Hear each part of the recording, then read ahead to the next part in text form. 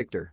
Starting from top to bottom, I really can only see City and Liverpool being the main contenders.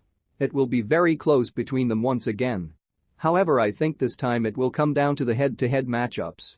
Especially in Cups, Liverpool appear to have the edge against City when they play. Klopp will also have them fired with even more extra motivation after seeing the title slip away in the last 15 minutes of the last game in the season. Now for the last two spots in Champions League qualification. I would say that down from 3rd to 6th there could be less than 10 points this season. It will be a tight, grueling battle for these final two spots between Arsenal, Spurs, Chelsea and United. I actually have it in that exact order as well. For me, the second half of the season Spurs and Gunners were getting more consistent results than Chelsea and even nearly drew them into a top 4 fight. I think both will start the season better and will leapfrog Chelsea, who I think have shown signs they could be really struggling with too demanding nature. It really took a toll towards the end of the season, making them look very fatigued. Ten Hag has United already playing better football, but I still see them as a project. To me they look similar to Arsenal last year, where you will see a good improvement throughout the season. 7th is perhaps my biggest shock prediction, Crystal Palace. I really like the squad they have built, it's full of young promising talent. Eze and Olisa are my rising stars of the league this year. I'm expecting big things from both, and with Zaha offering the leadership and experience, I can only see big potential down there in the south.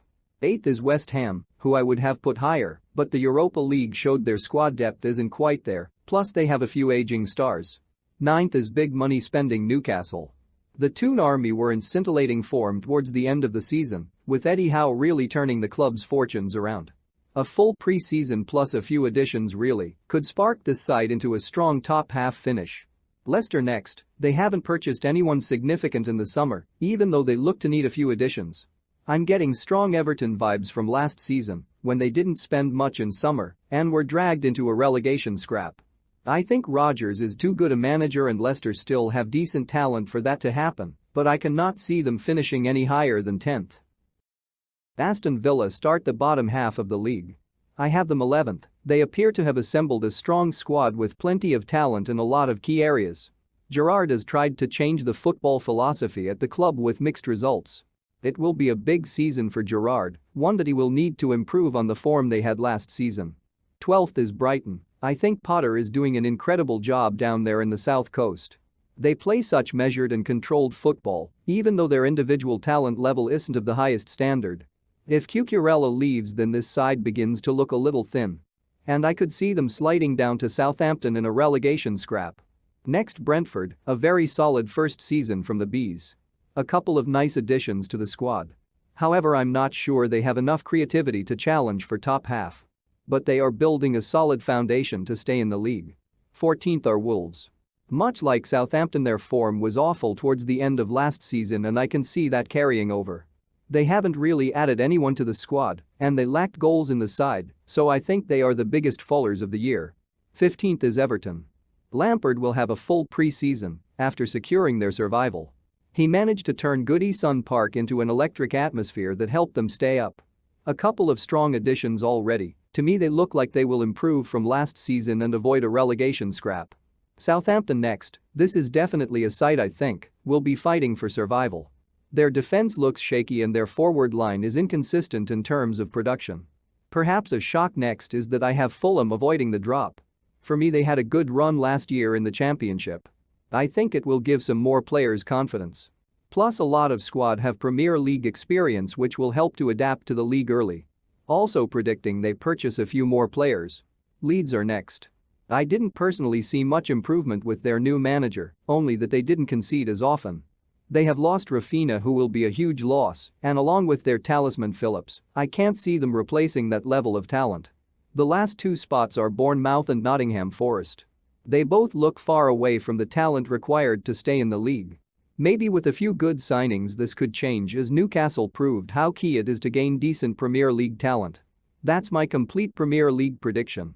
Leave some comments on where you think I've gone wrong. On to the award predictor. For the Premier League official awards, I think Liverpool will clean up all the awards. I have Salah with the PFA Player of the Year and Golden Boot. Liverpool will be fully motivated to do well this year, and I believe Salah missing the World Cup will only help his individual numbers.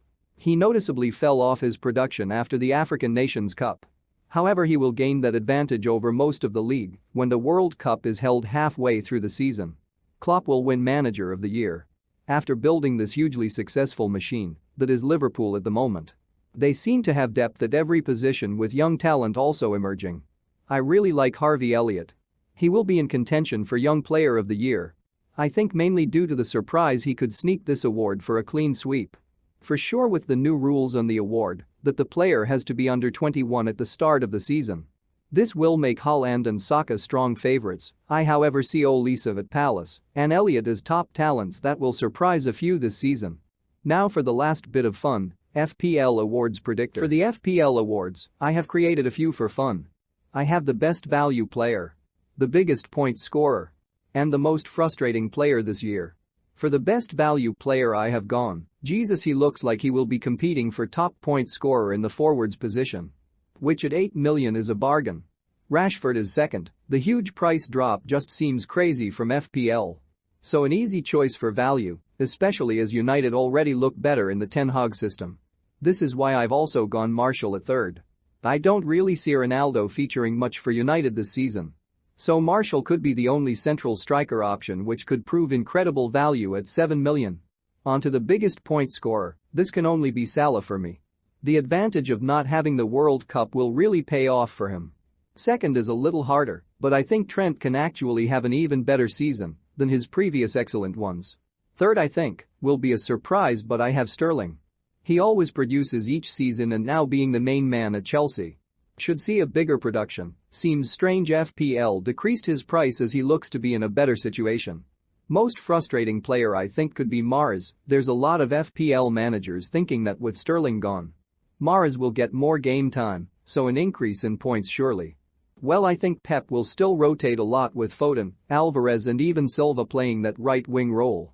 Next frustrating player could be Perisic at Spurs.